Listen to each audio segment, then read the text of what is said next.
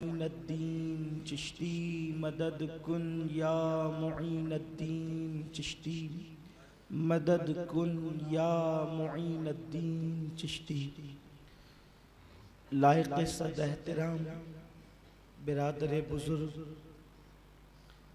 عالمی شہرت یافتہ ثناخان رسول بلبل باغ مدینہ حضرت الحاج قاری محمد رضوان خان صاحب قبلہ مدظ اللہ العالی و جملہ حاضرین، السلام علیکم ورحمۃ اللہ وبرکاتہ۔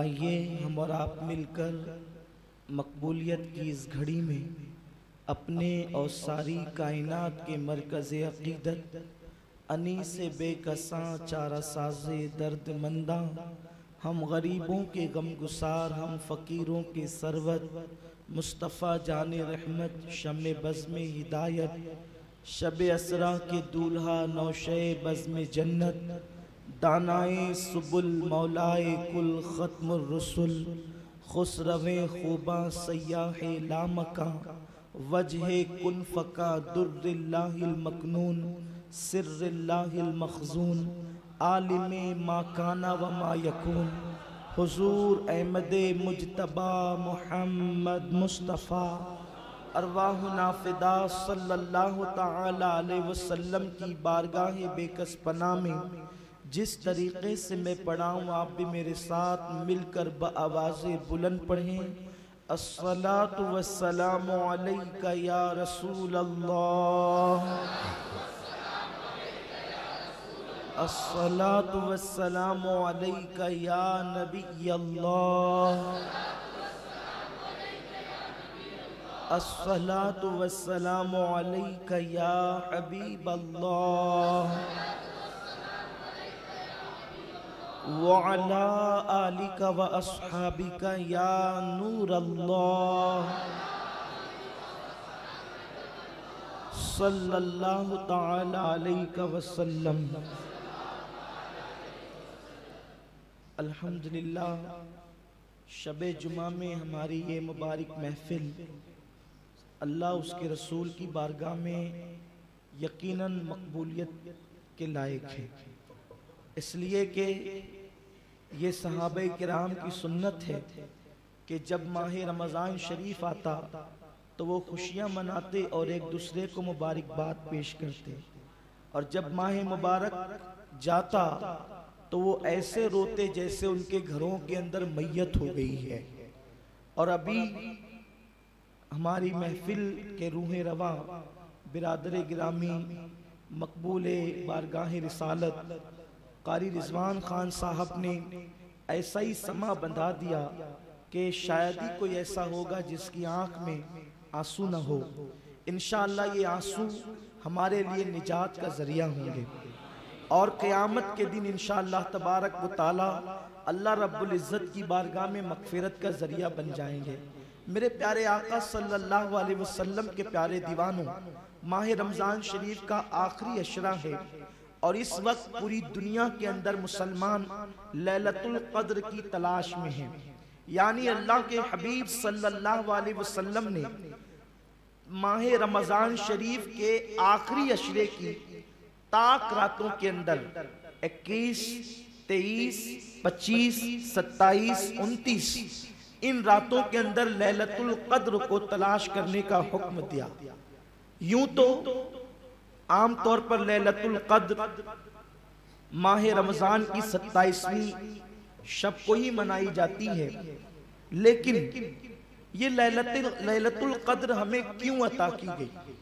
لیلۃ القدر دینے کا مقصد کیا ہے، اور لیلۃ القدر میں ہمیں کرنا کیا چاہیے، اور لیلۃ القدر کی برکتیں کیا ہے؟ اس سلسلے میں آپ اور ہم اکثر علماء سے سنتے رہتے ہیں، لیکن آئیے پہلے میں آپ کو اس سورہ مبارکہ کا شان نزول عرض کروں، اس کے بعد پھر اپنی بات کو آگے بڑھاؤں۔ اللہ کے پیارے حبیب مصطفیٰ کریم رؤوف الرحیم صلی اللہ تعالی علیہ وسلم کو بنی اسرائیل کے واقعات سنانا بڑا پسند تھا۔ اللہ کے پیارے محبوب صلی اللہ علیہ وسلم اپنے صحابہ کے درمیان بیٹھ کر انہیں بنی اسرائیل کے واقعات بتا رہے تھے، نوح علیہ السلام کی قوم کا حال، ابراہیم علیہ السلام کی قوم کا حال، موسیٰ علیہ السلام کی قوم کا حال۔ حضرت شیخ عبدالحق محدث دہلوی رحمت اللہ علیہ نے لکھا ہے کہ 400 سال بیت جاتے انہیں ایک جنازہ دیکھنا بھی نصیب نہ ہوتا، 4 صدیوں کے اندر بھی ایک جنازہ اس گاؤں میں نہ اٹھتا جس گاؤں میں لوگ بستے تھے۔ اتنی طویل عمریں اللہ نے اور قوموں کو عطا فرمائی۔ جب حضور سید عالم صلی اللہ علیہ وسلم نے ایک اسرائیلی بزرگ کا واقعہ بیان کیا، ان کی عبادتیں بیان کی، ان کے روزے بیان کیے، تو مصطفیٰ کریم صلی اللہ علیہ وسلم کی بارگاہ میں صحابہ نے عرض کیا، یا رسول اللہ، ان کی تو اتنی عمریں تھی، ہمارے پاس تو اتنی عمر نہیں۔ امت محمدیہ کی عمر طبعی طور پر 60 اور 65 سال ہے۔ میرے آقا ہمارا کیا ہوگا؟ بس سوال کرنے والے کون ہیں؟ اللہ کے حبیب صلی اللہ علیہ وسلم کے صحابہ۔ سوال کرنے والی وہ مخلوق ہے کہ انبیاء کے بعد ان سے بہتر کوئی ہو نہیں سکتا، اور جواب دینے والے مصطفیٰ جان رحمت صلی اللہ علیہ وسلم، مجیب یعنی جواب دینے والی ذات وہ ہے کہ زبان ان کی ہے اور کلام خداوند قدوس کا ہے۔ ہر انسان سے سوال کیا جاتا ہے، ہر انسان سے سوال ہوتا ہے، لیکن دنیا میں کوئی پیدا نہیں ہوا کہ جو سوال کے جواب میں لاجواب نہ ہو جائے۔ اور جب انسان سوال کے جواب میں لاجواب ہوتا ہے تو جب چہرہ اٹھتا ہے، جب گردن اٹھتی ہے، تو انسان کے چہرے پر شرمندگی کے آثار ہوتے ہیں۔ لیکن قربان جائیں، سوال کرنے والے صدیق و فاروق ہے، عثمان و علی ہے، سعد و سعید ہے، طلحہ و زبیر ہے۔ مصطفیٰ کریم سے سوال کیا، یا رسول اللہ، اللہ نے ان کو اتنی طویل عمر عطا کی اور ہمیں اتنی قلیل عمر عطا کی، یا رسول اللہ ہمارا کیا؟ یعنی ان کو کسی کو 1000 سال کی عمر، کسی کو 500 سال کی عمر، کسی کو 700 سال کی عمر۔ تو ظاہر سی بات ہے 700 سال والا عبادت جو لے کر آئے گا، 70 سال والے کے پاس وہ عبادت تو نہ ہوگی۔ 1000 سال والا جو عبادت لے کر آئے گا تو 50 سال والے کے پاس وہ عبادت نہ ہوگی۔ حضور کی امت خیر امت ہے، جس کے سر پر خیر امت کا تاج ہے، جسے یا ایھا الذین آمنو کا لقب عطا کیا گیا، جس کو اللہ نے 5 نمازی عطا کی، جس کو اللہ نے ماہ رمضان عطا کیا، جس کو اللہ نے سورۃ الفاتحہ عطا کیا، جس کو اللہ نے بسم اللہ الرحمن الرحیم عطا کیا۔ کسی نبی کی امت کو اللہ نے نوح دیا، کسی کو موسیٰ دیا، کسی کو ابراہیم دیا، کسی کو زکریا دیا، کسی کو یحییٰ دیا، لیکن امت محمدیہ کو اپنا محبوب عطا فرمایا۔ صحابہ نے عرض کیا، یا رسول اللہ ہماری عمریں کم، ان کی عمریں زیادہ۔ یہ سوال ایسا تھا، آمنہ کے لال کی گردن جھک گئی، آمنہ کے لال کی گردن جھک گئی۔ منکرین فضائل رسالت کو موقع مل گیا، دیکھو نبی نے گردن جھکا لی، لیکن انہیں پتا نہیں کہ نبی کی گردن کیسی عظیم گردن ہے۔ جب اٹھتی ہے تو قبلہ بدلتا ہے، نبی کی گردن جب اٹھتی ہے تو قبلہ بدلتا ہے، اور جب جھکتی ہے تو سورہ قدر نازل ہو جاتا ہے۔ ان کی گردن جھکے تو قبلہ بدل دے، ان کی گردن اٹھے تو قبلہ بدل دے، ان کی گردن جھکے تو صحابہ کی تقدیر بدل جائے، امت کی تقدیر بدل جائے۔ 70 سال کی عمر پانے والے سینکڑوں سال کی عمر پانے والوں سے آگے نکل جائے۔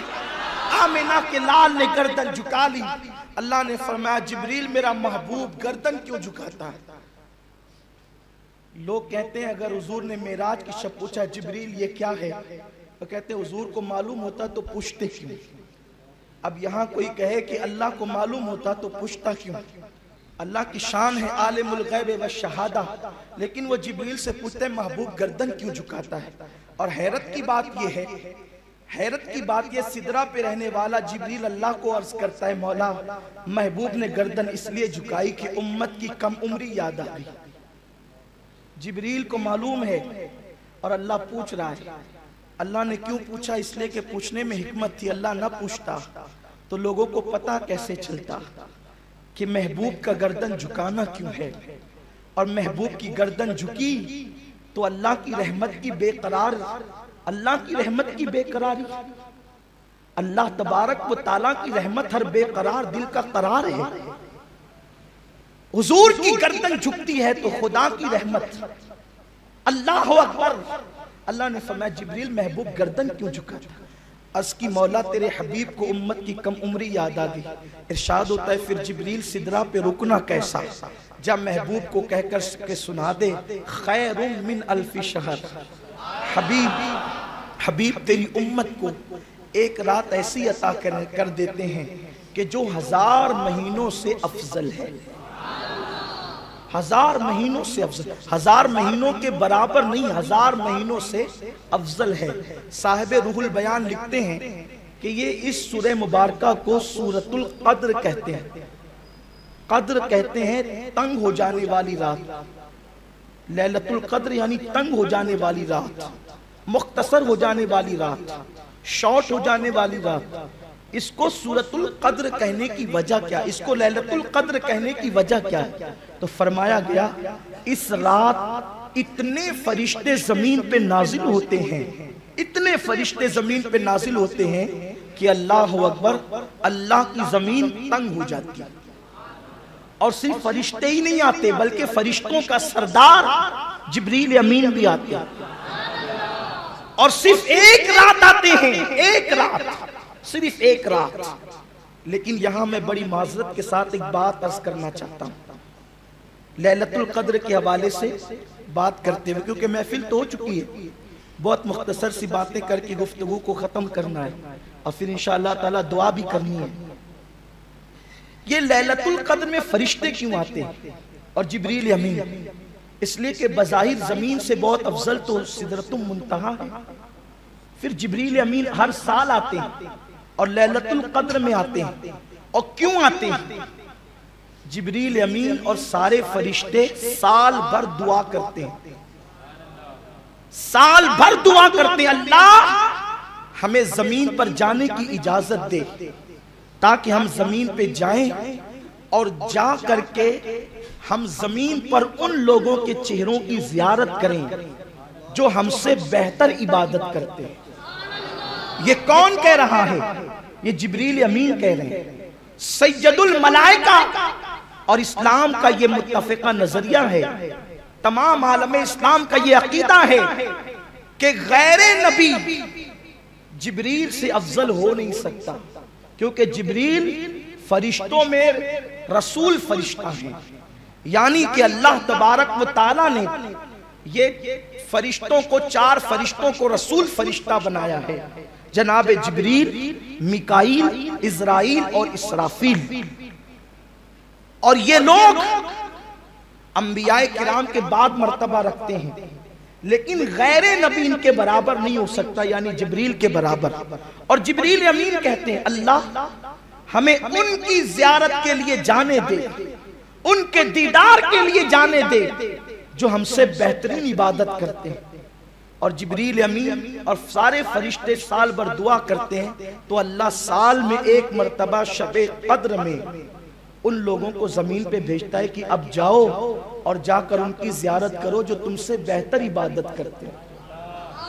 نماز کی اہمیت اپنی جگہ، نوافل کی کثرت اپنی جگہ، ذکر و اذکار کی کثرت اپنی جگہ، میں اس کا منکر نہیں، لیکن شب قدر کا مقصد سمجھنا ہوگا۔ شب قدر میں فرشتے کس کی زیارت کے لیے آتے ہیں؟ سلام ہی حتی مطلع الفجر، وہ سلام کس پہ پڑھتے ہیں؟ وہ سلام کس پہ بھیجتے ہیں؟ وہ ملاقات کس سے کرتے ہیں؟ وہ کن لوگوں کے ہاتھوں میں اپنے ہاتھ دیتے ہیں؟ وہ کن لوگوں کے لیے مغفرت کی دعائیں کرتے ہیں؟ میرے پیارے آقا صلی اللہ علیہ وسلم کے پیارے دیوانوں، مفسرین فرماتے ہیں کیا کوئی فرشتوں سے بہتر بھی عبادت کر سکتا ہے؟ اور جائے کہ جبریل سے بہتر کوئی عبادت کر سکتا ہے؟ ہمارے رکوع جبریل کے رکوع کی طرح نہیں ہو سکتے، ہمارے سجود جبریل کے سجود کی طرح نہیں ہو سکتے، ہمارا قیام جبریل کے قیام کی طرح نہیں ہو سکتا، ہماری تلاوت جبریل کی تلاوت کی طرح نہیں ہو سکتی۔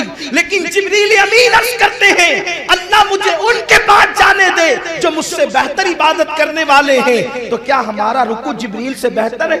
ہمارے رکوع میں تو دکان کا خیال، مکان کا خیال، بچوں کا خیال، بیوی کا خیال، افطاری کا خیال، سحری کا خیال، اس کا خیال، اس کا خیال، اور العیاذ باللہ اب تو حالات یہ ہے اپنی نمازوں میں موبائل کا خیال، بجتی ہوئی رنگ کا خیال، ٹون کا خیال، اور واٹس ایپ آتے ہوئے میسیجز کا خیال، کچھ لوگوں کو تو فلموں کا خیال، کچھ لوگوں کو تو دوستوں اور یاروں کا خیال۔ ارے یہ بھی کوئی نماز ہوئی؟ میرے آقا علیہ السلام تو فرماتے ہیں لا صلاۃ الا بحضور القلب، وہ نماز ہی نہیں ہے جس میں دل حاضر نہیں ہے۔ میرے پیارے آقا علیہ السلام کے پیارے دیوانوں، ہماری تسبیح بھی کوئی تسبیح ہے، زبان اللہ اکبر کہہ رہی ہے اور دل میں انانیت کے بت ہے، سب سے بڑا میں ہوں، اور زبان سے کہتا ہے اللہ اکبر، سب سے بڑا اللہ ہے۔ یہ نفاق نہیں ہے تو اور کیا ہے؟ یہ منافقت نہیں ہے تو اور کیا ہے؟ تو مسلمانوں مجھے بتاؤ، آخر جبریل امین کو کون سی چیز زمین پہ لا رہی ہے کہ میرے اللہ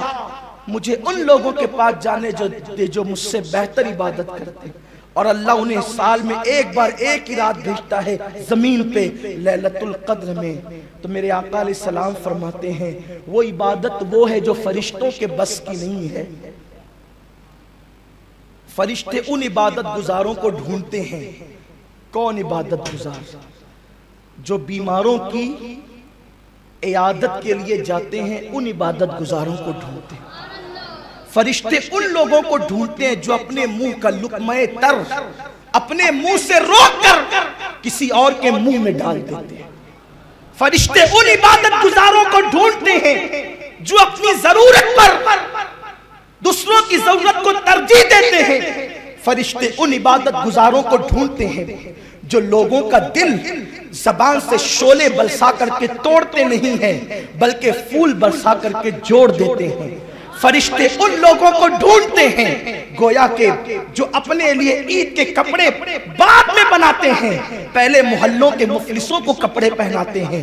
فرشتے ان عبادت گزاروں کو ڈھونڈتے ہیں جو اپنے گھر میں افطار کے پھل بعد میں لاتے ہیں، پہلے غریبوں کے گھر پہنچاتے ہیں پھلوں کو۔ یہ عبادت تو جبریل کے بس میں نہ تھی، یہ عبادت تو فرشتوں کے بس کی نہ تھی، اس لیے کہ جبریل کھاتا ہی نہیں تو خود بھوکا رہ کر کے دوسروں کو کھلانے کا فعل کیسے کرتا؟ فرشتے تو خود کھاتے نہیں تو دوسروں کو کھلانے کا فعل کیسے کرتے؟ فرشتے تو بظاہر بیماروں کی عیادت کے لیے اپنا کاروبار اور کام دام چھوڑ کر جاتے نہیں، اس لیے کہ ان کا کوئی کاروبار نہیں، ان کے بیوی بچے نہیں، ان کے رشتہ دار نہیں، ان کے اہل و عیال نہیں۔ تو میرے پیارے آقا علیہ السلام کے پیارے دیوانوں، بڑی معذرت کے ساتھ شب قدر کی عبادت کو ہم نے صرف یہ سمجھ لیا کہ صلاۃ التسبیح پڑھنی ہوگی۔ حاجی صاحب آ گئے، جماعت کے ساتھ بھی صلاۃ التسبیح کا نظام قائم ہو گیا، اچھی سی بات ہے، لوگ باذوق ہیں، صلاۃ التسبیح پڑھ رہے ہیں، نمازیں پڑھ رہے ہیں، اور اس کے بعد جو ہے ہاتھ میں تسبیح لے کر کے بیٹھے ہیں، قرآن مقدس ہاتھ میں لے کر بیٹھے ہیں۔ لیکن پوچھو اس قرآن پڑھنے والے سے کہ تو جو تلاوت قرآن پڑھ رہا ہے، جو تو تلاوت قرآن کر رہا ہے، جبریل تجھ پہ سلام کیسے بھیجے گا؟ فرشتے تیرے لیے دعائیں مغفرت کیسے کریں گے؟ اس لیے کہ تو اپنی بہن کو سسکتا ہوا چھوڑ کر مسجد میں آیا ہے، تو اپنی ماں کو سسکتا ہوا چھوڑ کر مسجد میں آیا ہے، تو اپنے رشتہ داروں کا حق مار کر مسجد میں آیا ہے۔ وہ عبادت جس کے لیے فرشتے تمہارے چہروں کی زیارت کے لیے بے چین تھے، ان عبادتوں کو چھوڑ کر کے تم رسموں کے پابند بن کر اپنے آپ کو عبادت گزار سمجھتے ہو۔ میں تم سے پوچھنا چاہتا ہوں میرے پیارے آقا علیہ السلام کے پیارے دیوانوں، فرشتوں تو ان کو ڈھونڈتے ہیں کہ جو اللہ کے بندوں کی دل جوئی کرتے ہیں، جو غریبوں کو نوازتے ہیں، لوگوں کا دل جوڑتے ہیں، جو اللہ کی مخلوق کی خدمت کرتے ہیں۔ بتائیں ہم نے شب قدر میں یہ کتنا کیا؟ ہم نے اپنے لیے تو 5 لباس سلائے، لیکن پڑوس میں کوئی یتیم کا بچہ ہوتا ہے، ہم نے اس کے لیے کیا انتظام کیا؟ ہم نے اپنے بیٹے کے لیے تو اس کی فرمائش کے مطابق سارے لباس رکھ دیے، لیکن پڑوس کے اندر جو یتیم تھا اس کے لیے کون انتظام کرے گا؟ ہم نے اپنی بیوی کے لیے تو درجنوں لباس کا انتظام کر دیا، لیکن اللہ اکبر پڑوس میں جو بیوہ بستی ہے جس کے سر پر شوہر کا سایہ نہیں، اس کے لیے انتظام کون کرے گا؟ ہائے ہائے، لوگوں نے شب قدر کی عبادت کو کیا رنگ دیا ہے؟ شب قدر تھی کس چیز کے لیے؟ شب قدر تھی کس چیز کے؟ میں یہ نہیں کہتا کہ عبادت نہ کرو، یقیناً یہ عبادت کی رات ہے، شب قدر عبادت کی رات ہے، لیکن صرف سجدوں کی نہیں، صرف رکوع کی نہیں، بلکہ اللہ کے مخلوق کی دل جوئی کی۔ آپ دیکھیں اللہ کے حبیب صلی اللہ علیہ وسلم نے سجدوں پر اور نفل نمازوں پر اور تلاوت قرآن پر مخلوق کی خدمت کو کس طریقے سے اہمیت دی ہے۔ یہ میری اور آپ کی عبادت کی بات نہیں، آؤ امام الانبیاء کی عبادت کی بات کریں۔ ہمارے لیے تو لیلۃ القدر وہ رات ہے جس رات ہمیں لیلۃ القدر مل جائے، جس رات ہمیں لیلۃ القدر میسر آ جائے، لیکن حضور کے لیے تو ہر رات شب قدر ہے، بلکہ جس رات کو حضور سے نسبت ہو جائے وہ رات شب قدر سے افضل ہو جائے۔ حضرت سیدنا امام احمد ابن حنبل رضی اللہ تعالیٰ لکھتے ہیں کہ شب جمعہ شب قدر سے افضل ہے، اس لیے افضل ہے کہ شب قدر میں نور مصطفیٰ جان رحمت صلی اللہ علیہ وسلم حضرت عبداللہ کی پیشانی سے حضرت آمنہ کے شکم میں آیا۔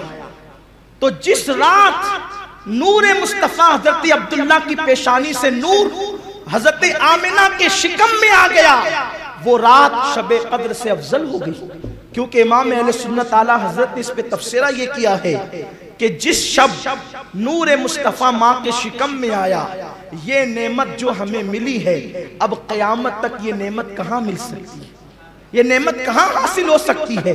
اللہ اکبر۔ تو حضور کے لیے ہر رات قربان جائے فضیلت والی، عظمت والی، جس رات سے نسبت ہو جائے وہ رات نسبت عظمت والی۔ حضور سید عالم صلی اللہ علیہ وسلم ایک رات یہ نیت کر کے اپنے گھر سے مسجد نبوی میں آتے ہیں، کیا نیت کر کے کہ آج مجھے طویل رکوع کرنا ہے، مجھے طویل قیام کرنا ہے، مجھے طویل سجود کرنا ہے۔ یہ شوق لے کر کے کون مسجد نبوی میں آیا؟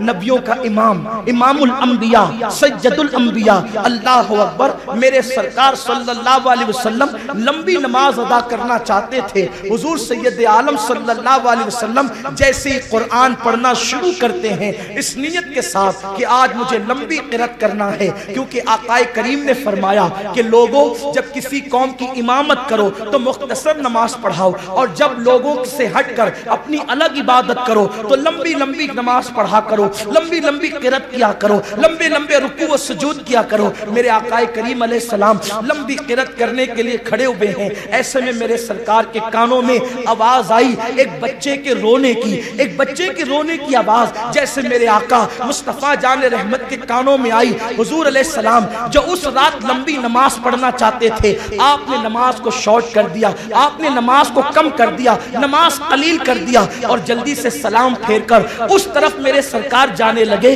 جس طرف سے بچے کے رونے کی آواز آ رہی تھی۔ میرے آقا صلی اللہ علیہ وسلم جب اس طرف تشریف لے گئے تو اتفاق سے جس گھر سے بچے کی رونے کی آواز آ رہی تھی وہ گھر کسی مسلمان کا نہ تھا، بلکہ وہ گھر ایک یہودی عورت کا گھر تھا، اور وہ یہودی عورت بھی ایسی بدترین عورت تھی کہ وہ اور اس کا شوہر حضور علیہ السلام کو ستاتے تھے، تکلیف پہنچاتے تھے، آقا علیہ السلام کی شان میں نازیبا کلمات کہتے تھے۔ حضور سید عالم صلی اللہ علیہ وسلم جب اس گھر کے پاس تشریف لے گئے، رات کی تاریکی ہے، مدینہ منورہ کے اندر رات نے اپنی سیاہ چادر لوگوں پر تان دی ہے، سونے والے سو رہے ہیں، رونے والے رو رہے ہیں، مصلی بچھا کر عبادت کرنے والے رب کی بارگاہ میں آنسوؤں کی سوگات پیش کر رہے ہیں۔ ایسے میں نبیوں کا امام ایک یہودیہ عورت کے گھر سے رونے کی آواز آنے پر اپنی نماز کو مختصر کر کے اس کے دروازے پر کھڑا ہے۔ اللہ کے حبیب نے دروازے پہ دستک دی ہے، جیسے ہی دروازے پہ دستک دی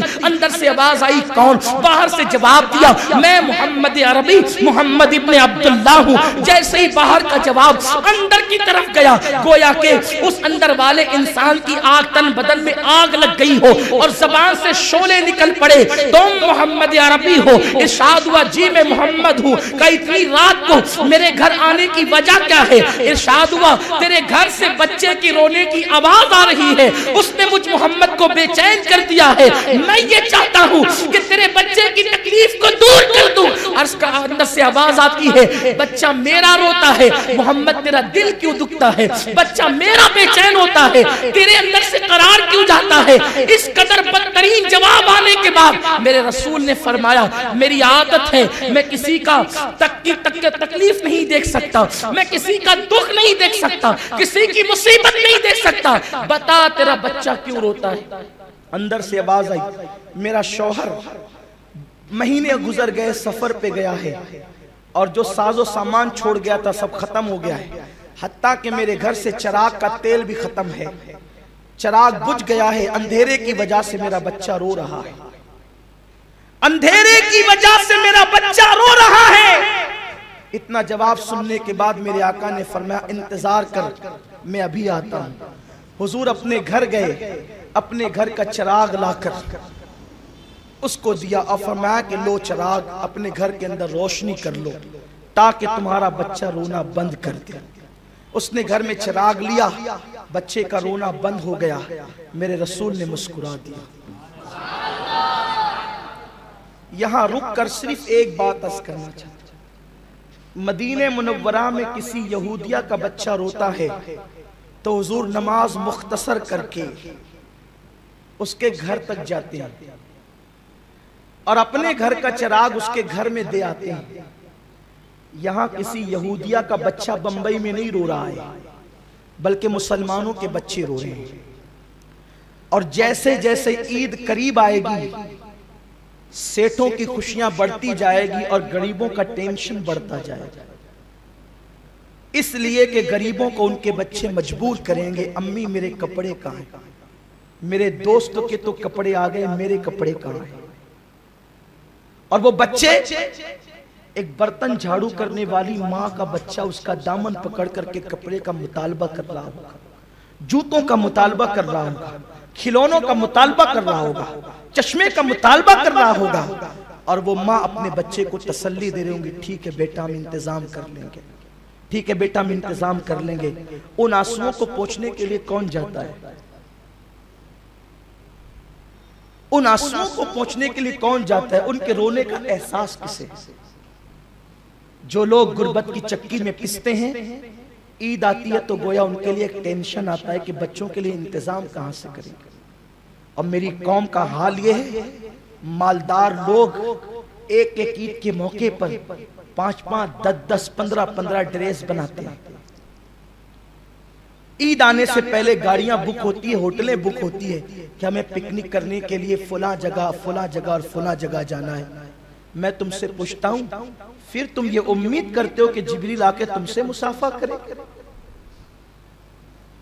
جس قوم کے بچے غریبوں کے بچے گھروں میں سسکیاں لے رہے ہو اور ہم مسجدوں کے اندر سجدے کر رہے ہو، شب قدر کا مفہوم کیا ہے؟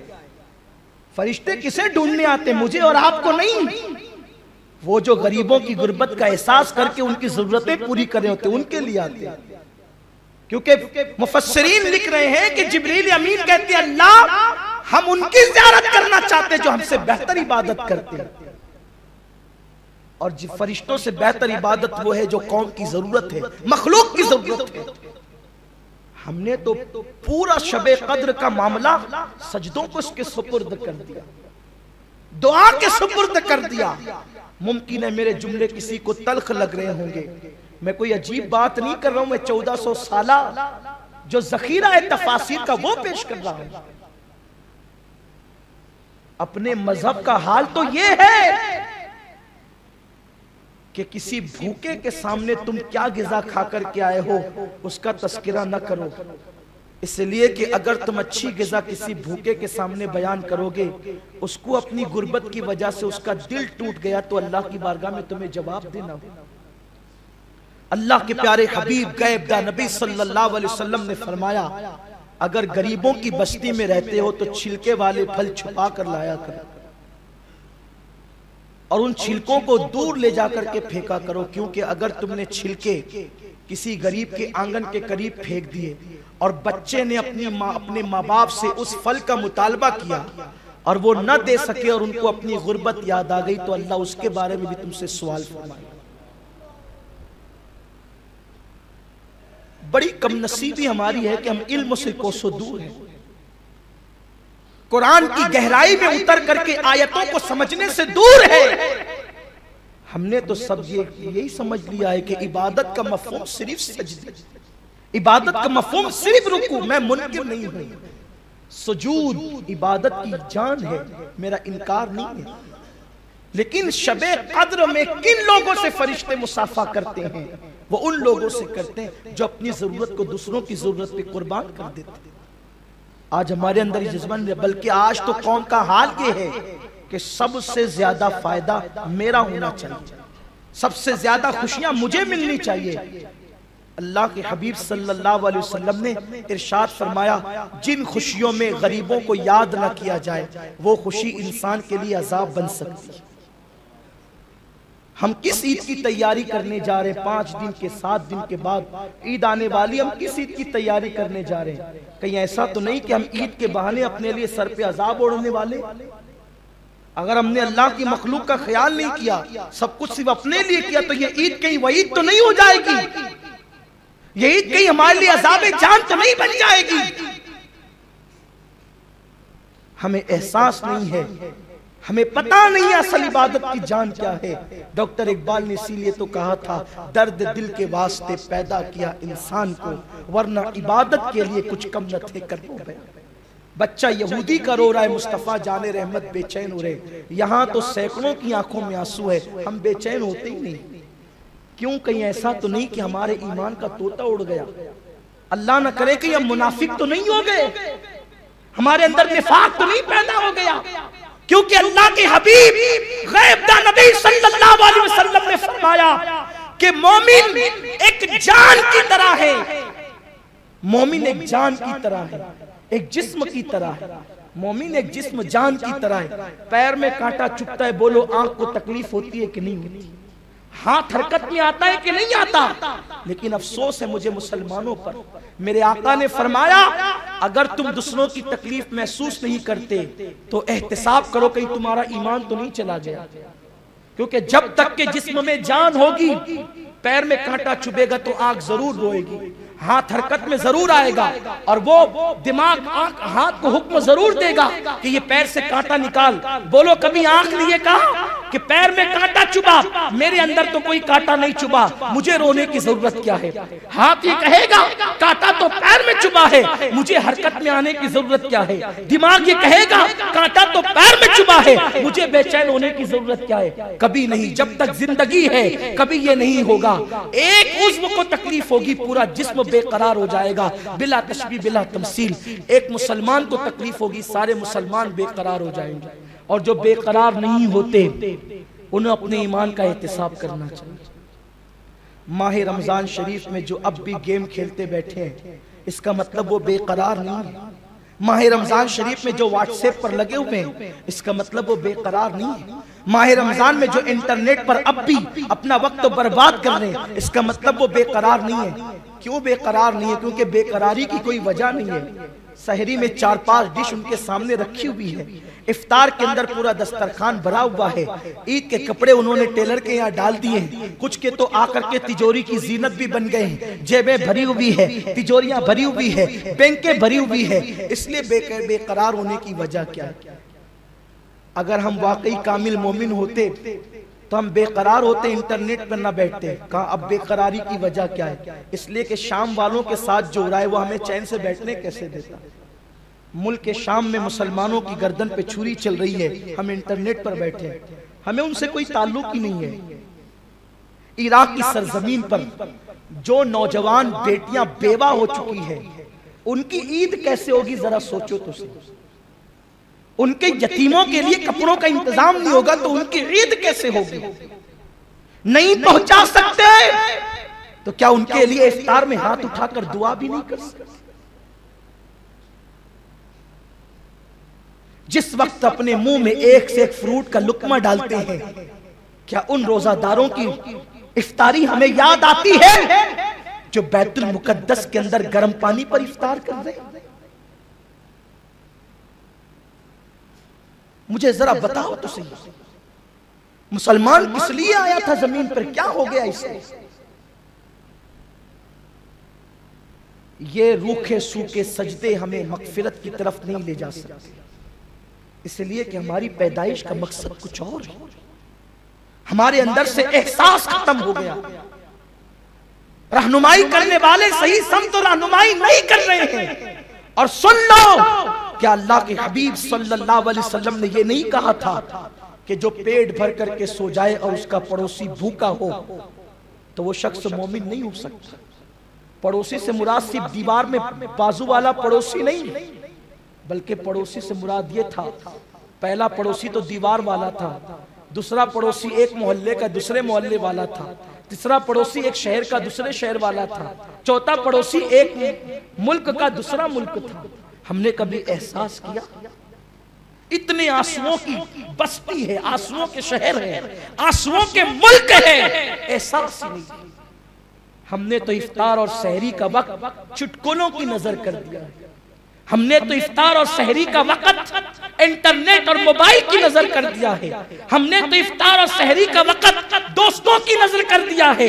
کاش کہ ہمیں احساس ہوتا، ہم ماہ رمضان شریف کی قدر کرتے اور لوگوں کی آنسوؤں کو خشک کرنے کی کوشش کرتے۔ یاد رکھنا، اگر تم نے دوسروں کے آنسوؤں کو نہ پوچھا تو اللہ نہ کرے کہیں ایک دن آپ کی آنکھ میں آنسو نہ آ جائے۔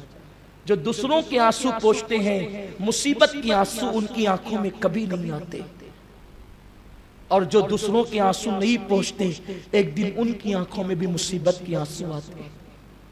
شب قدر درد دل کی رات ہے، شب قدر دوسروں کے غموں کو محسوس کرنے کی رات ہے، شب قدر بیواؤں اور یتیموں کے سروں پہ آنچل ڈالنے کی رات ہے، شب قدر بے قراروں کو قرار عطا کرنے کی رات ہے، شب قدر بے چین دلوں کو چین عطا کرنے کی رات ہے، شب قدر مولا کے بندوں کو منانے کی رات ہے، شب قدر خوشیاں تقسیم کرنے کی رات ہے، شب قدر مسرتیں بانٹنے کی رات ہے، شب قدر کسی کے دل کو جوڑنے کی رات ہے۔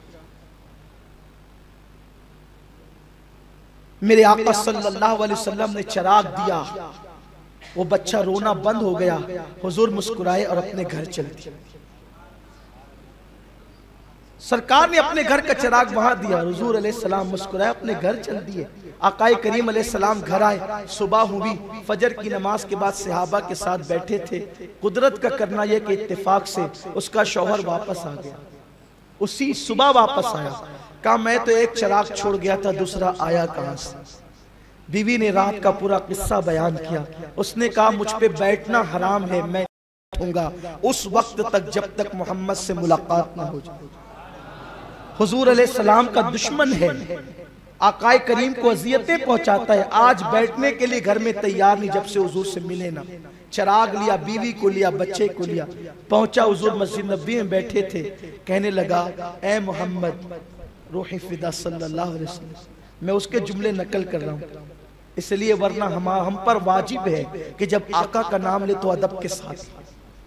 اس نے کہا اے محمد صلی اللہ علیہ وسلم، آپ نے میرے بچے اور میری بیوی کے ساتھ میری غیر موجودگی میں جو سلوک کیا ہے، آخری نبی کی شان توریت میں بالکل یہی لکھی ہوئی ہے، اس لیے آپ نے رات اپنے گھر کا چراغ جلا کر میرے گھر کا اندھیرا دور کیا، اب ذرا کلمہ پڑھا کر کے دل کا اندھیرا بھی دور۔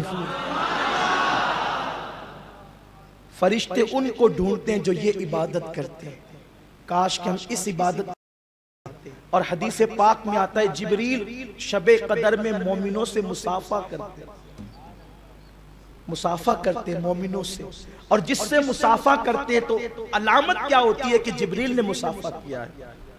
اس وقت انسان کے رونگٹے کھڑے ہو جاتے ہیں اور آنکھوں میں آنسو آنے لگتے ہیں، دل میں رقت پیدا ہو جاتی ہے، سمجھ لو کہ جبریل تم سے مصافحہ کرتے ہیں۔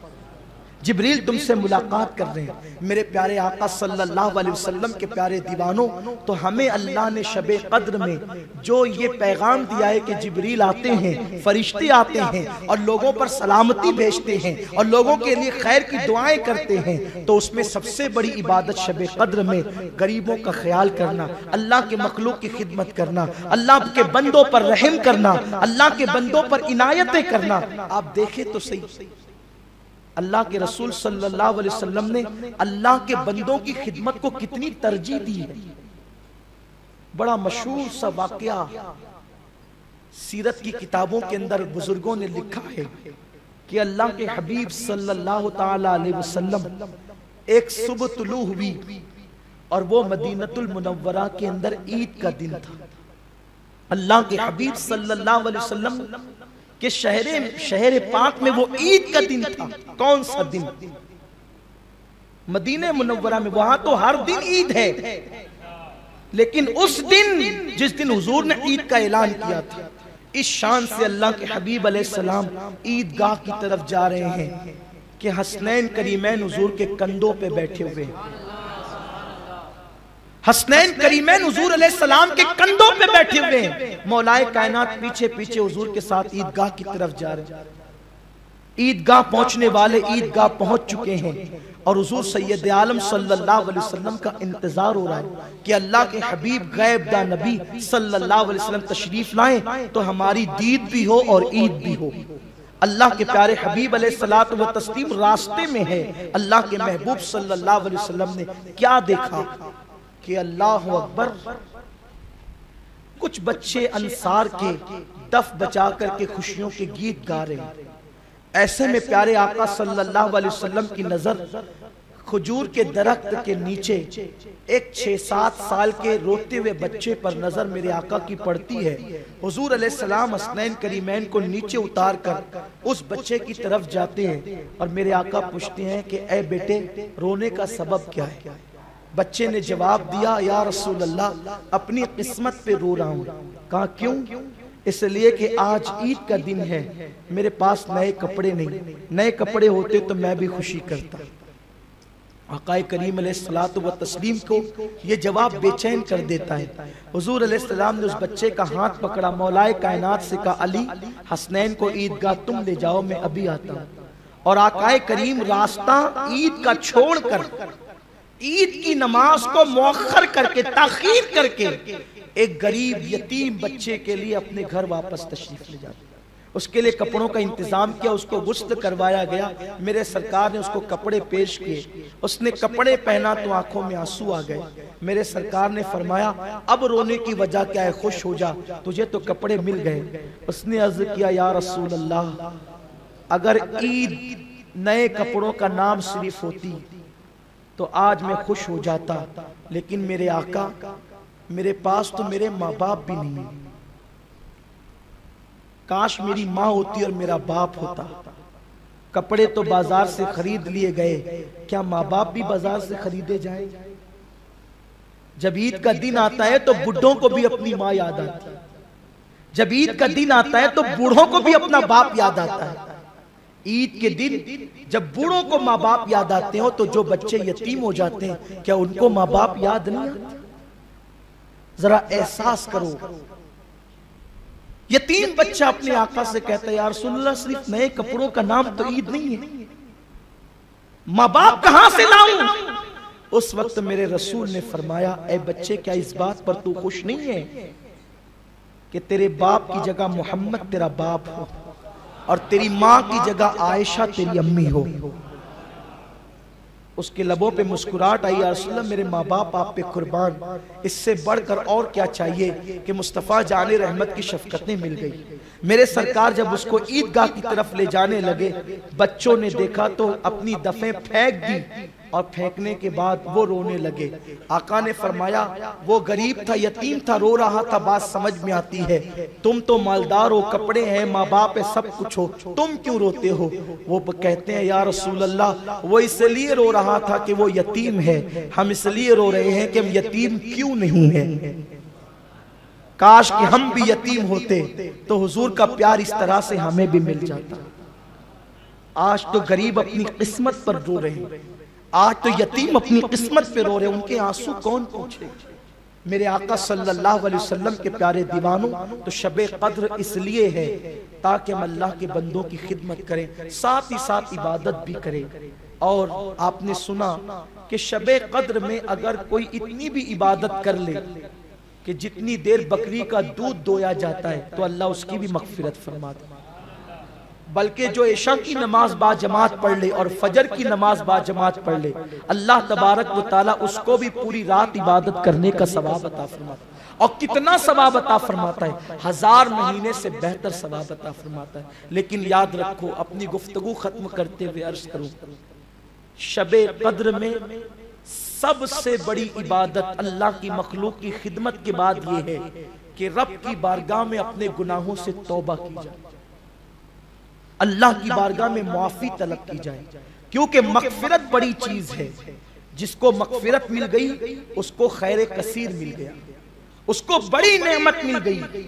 اس لیے اللہ کی بارگاہ میں گڑ گڑاؤ، رو، احساس کرو کہ اللہ تبارک و تعالی ہم سب کی مغفرت فرمائے، ہم سب کی بخشش فرمائے، ہمیں نجات کا پروانہ عطا فرمائے، کیونکہ اللہ رب العزت کا اعلان ہے سبقت رحمتی علی غضبی، کہ میری رحمت میرے غضب پر سبقت لے گئی ہے۔ اللہ رب العزت کی بارگاہ میں جب بندہ معافی طلب کرتا ہے تو اللہ اس کو صرف معافی نہیں کرتا، بلکہ اللہ رب العزت اس کے گناہوں کو بھی نیکیوں میں تبدیل فرما دیتا ہے۔ اما جان عائشہ صدیقہ نے پوچھا تھا، یا رسول اللہ اگر مجھے شب قدر مل جائے تو میں کون سی عبادت کروں، کیا کروں؟ تو میرے آقا نے فرمایا تھا اگر تجھے شب قدر مل جائے عائشہ تو اس رات کو اللہ کی بارگاہ میں اپنے لیے مغفرت طلب کرنا، اللہم انکا عفو تحب العفو فاعف عنی، یہ دعا کرنا ترمذی شریف کی حدیث ہے۔ تو اللہ کی بارگاہ میں مغفرت طلب کرو، بخشش مانگو، مغفرت مانگو، گناہوں سے توبہ کرو، یہ شب قدر کا ایک عظیم تحفہ ہے۔ لیکن یاد رکھیں ہمارا حال تو یہ ہے کہ لوگ شب قدر کے اندر یا تو سونے میں گزار دیتے ہیں، یا لہو و لعب میں گزار دیتے ہیں، یا عبادت سے دوری میں گزار دیتے ہیں، کچھ لوگ تو بیٹھے بیٹھے گزار دیتے ہیں۔ ایسا نہ کریں، شب قدر کا خاص خیال کریں، اور شب قدر میں کلمہ شریف کا ورد کریں، لا الہ الا اللہ کثرت سے پڑھیں، لا حول ولا قوت الا باللہ کریں۔ اب عوام بہت کنفیوز ہوتی ہے کہ شب قدر ہے کون سی رات؟ 21 ہے، 23 ہے، 25 ہے، 27 ہے، 29 ہے۔ اتنی آسان ہے شب قدر، اتنی آسان ہے کہ انشاءاللہ اگر آپ توجہ کریں گے تو آپ کو شب قدر کا پتہ مل جائے گا۔ کسی نے کہا 21 ہوتی ہے، کسی نے کہا 23 ہوتی ہے، کسی نے کہا 25 ہوتی ہے، کسی نے کہا 27 ہوتی ہے، کسی نے کہا 29 ہوتی ہے۔ اقوال جتنے بڑھتے جاتے ہیں لوگوں کا کنفیوژن اتنا بڑھتا جاتا ہے۔ لیکن آئیے میرے آقا سرکار غوث الاعظم دستگیر نے جو بتایا شب قدر، میں وہ آپ کو بتا دوں۔ سرکار غوث پاک فرماتے ہیں جس دن تو دل کی گہرائی سے اللہ کی عبادت کر، جس دن تو دل کی گہرائیوں سے، جس شب تو دل کی تہ سے اخلاص کے ساتھ اللہ کی عبادت کر، بس وہی رات تیرے لیے شب قدر ہے۔ شب قدر کیا ہے؟ جس رات تو نے دل سے اللہ کو پکار لیا وہی تیرے لیے شب قدر ہے۔ باقی عوام کو اور معاملات میں الجھنے کی ضرورت نہیں، لوگ اتنا الجھا رہے کہ یہ ہے، یہ ہے، یہ ہے، سارے اقوال اپنی جگہ ہے۔ ارے شب قدر میں بھی دل غافل ہے تو کیا شب قدر ملی؟ سرکار غوث پاک فرماتے ہیں جس دن تیرا دل حاضر ہے اور خلوص دل سے تو اللہ کو پکار رہا ہے تجھے شب قدر مل گئی۔ اس لیے کہ جس دن تو اللہ کو پکارتا ہے دل کی گہرائیوں سے، پھر اللہ تجھے 3 مرتبہ، ایک مرتبہ تو پکارتا ہے، 3 مرتبہ اللہ تیری پکار پہ لبیک کہتا ہے۔ اسی لیے تو حضرت امام زین العابدین جب حج کا احرام باندھتے ہیں تو پہلی مرتبہ لبیک کہتے ہیں تو بے ہوش ہو کر زمین پہ گر جاتے ہیں۔ دوسری مرتبہ لبیک کہتے ہیں پھر بے ہوش ہو کے زمین پہ گر جاتے ہیں، تیسری مرتبہ لبیک کہتے ہیں پھر بے ہوش ہو کے زمین پہ گر جاتے ہیں۔ لوگ کہتے ہیں آپ پوری لبیک ہی نہیں پڑھ پا رہے ہیں۔ لبیک اللہم لبیک لبیک لا شریک لک لبیک ان الحمد والنعمت لک والملک لا شریک لک، یہ پوری لبیک ہے لیکن وہ پڑھ نہیں پا رہے۔ لبیک کہتے ہیں زمین پہ گر کے بے ہوش ہو جاتے ہیں۔ کون؟ سید العابدین، زین العابدین، کریم ابن کریم، سید ابن سید، سخی ابن سخی، ولی ابن ولی، علی ابن علی، ان کا نام بھی علی، ان کے دادا کا نام بھی علی۔ اس قدر عبادت گزار ہیں کہ روزانہ 1000 رکعت نفل نماز پڑھتے ہیں امام زین العابدین، اسی لیے ان کو سید سجاد کہا ہے، یعنی سجدہ کرنے والوں کا سردار۔ لوگوں نے کہا آپ لبیک ہی نہیں پڑھ پاتے، بے ہوش ہو جاتے ہیں۔ ارشاد فرمایا تمہیں پتہ ہے جب بندہ خلوص سے لبیک پڑھتا ہے تو اللہ 3 بار اس کے جواب میں کہتا ہے لبیک و سعدیک، میں بھی حاضر، تو حاضر ہے تو میں بھی حاضر ہوں، اور میں نے تجھے نیک کیا، تجھے برکت والا کیا۔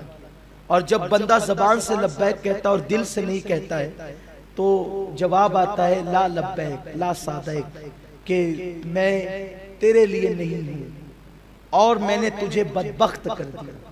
کب؟ جب لبیک پڑھی جاتی ہے اور دل حاضر نہیں ہوتا۔ اب شب قدر تو مل گئی لیکن دل ہی حاضر نہیں ہے، صلاۃ التسبیح پڑھی جا رہی ہے دل ہی حاضر نہیں ہے، نوافل پڑھی جا رہی ہے دل ہی حاضر نہیں ہے، تسبیح پڑھی جا رہی ہے دل ہی حاضر نہیں ہے، تو بتائیں پھر شب قدر کی برکتیں کیسے ملے گی؟ شب قدر کی برکتیں تو ان لوگوں کو نصیب ہوگی جن لوگوں کے قلوب حاضر ہے، دل حاضر ہے، جو اخلاص کے ساتھ اللہ کی عبادت کریں، جو رو رہے گڑ گڑا رہے ہیں۔ اللہ اکبر، میرے آقا صلی اللہ علیہ وسلم فرماتے ہیں اللہ کو تمہارا رونا بہت پسند ہے۔ جب اللہ کی بارگاہ میں حاضر ہویا کرو تو گڑ گڑایا کرو، رویا کرو۔ آقا کریم صلی اللہ علیہ وسلم فرماتے ہیں مکی کے سر کے برابر بھی اگر کسی کی آنکھ سے آنسو نکل جائے تو اللہ اس کی بھی مغفرت فرما دیتا۔ لیکن افسوس ہمیں تو رونا ہی نہیں آتا، بلکہ اگر کوئی اللہ کے خوف سے روتا ہے تو ہم ہنستے ہیں، ہم مسکراتے ہیں، اس لیے کہ ہمیں رونا نہیں آتا۔ دوست تو اگر ناراض ہو جائے تو ہم روتے ہیں، بھائی اگر روٹ جائے تو ہم روتے ہیں، گھر سے نکال دیا جائے تو روتے ہیں، بچہ مر جائے تو روتے ہیں، کاروبار میں نقصان ہو جائے تو روتے ہیں، لیکن ہم اللہ کے لیے نہیں روتے۔ اما جان عائشہ صدیقہ فرماتی ہے میں نے اپنے کانوں سے حضور سید عالم سے سنا ہے، آقا کریم علیہ السلام فرماتے ہیں جو اللہ کو منانے کے لیے اپنے گناہوں کو یاد کر کے روتے ہیں اللہ ان لوگوں کو بغیر حساب و کتاب جنت عطا فرمائے گا۔ لیکن ہائے افسوس ہمیں رونا نہیں آتا۔ سحری کا وقت ہم نے قہقہوں میں گزار دیا، افطار کا وقت تو قہقہوں میں گزار دیا، رمضان شریف کا آخری عشرہ آیا تو اب اس کو ہم بازاروں کی زینت میں گزار دیتے ہیں، بازاروں میں خریداری کے لیے گزار دیتے ہیں۔ کون روئے گا ہمارے حال پر؟ کون روئے گا ہمارے اعمال پر؟ کون روئے گا ہماری آخرت کے حوالے سے؟ یاد رکھیں اللہ کے خوف سے تو پتھر بھی رویا کرتے ہیں، اللہ کے خوف سے تو پتھر بھی رویا کرتے ہیں۔ کیا ہمارا دل اتنا سخت ہو گیا پتھروں سے زیادہ کہ ہم اللہ کے لیے نہیں روتے، رب کی بارگاہ میں مغفرت نہیں چاہتے، رب کی بارگاہ میں دعا نہیں کرتے؟ اللہ کے حبیب صلی اللہ علیہ وسلم نے فرمایا جس کو ماہ رمضان ملا اور اس کی مغفرت نہیں ہوئی وہ اللہ کی رحمت سے دور ہو گیا۔ ماہ رمضان تو مل گیا، کیا مغفرت بھی مل گئی؟ کیا بخشش بھی مل گئی؟ کیا نجات بھی مل گئی؟ بتاؤ اگر نہیں ملی تو یہ قہقہے کیوں ہے؟ یہ وقت کی بربادی کیوں ہے؟